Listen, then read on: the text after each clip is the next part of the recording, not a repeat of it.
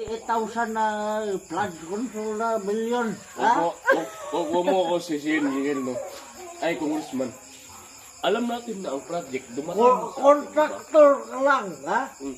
Contractor ka lang. Ako ang...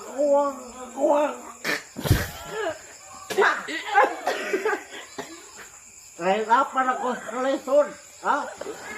Alam mo, Congressman, mo, pag natanggap mo ang project galing sa amin, di ba, engineer kami, 0.5 lang ang natin sa'yo. Di ba?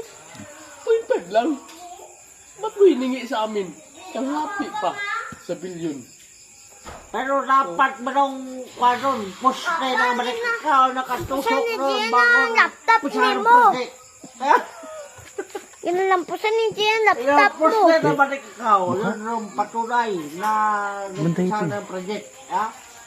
Congressman, hindi basihan ang kahoy sa project natin. Ha? Pila ang pag-usapan nito, Congressman. Bakit saan napunta? Saan napunta ang ano?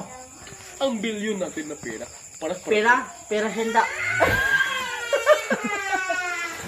Ang pera sinda.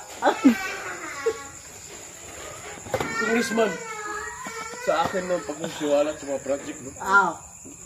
Bakit ito nangyari sa ating mamamayan? Kontraktor ka lang.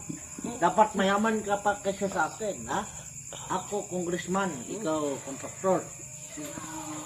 Dapat, kontraktor, congressman, dapat magkasabot yan. Alam mo yun? Congressman, Sakit lego.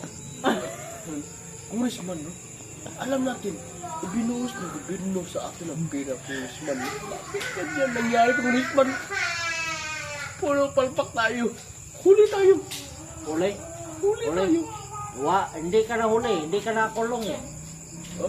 Dapat, yung project, may pira yan. May pira sa project. Alam mo. Dapat bigyan mo ko. Wala yung Congressman. May kontrata tayo, Congressman. Hindi ko kaya naman.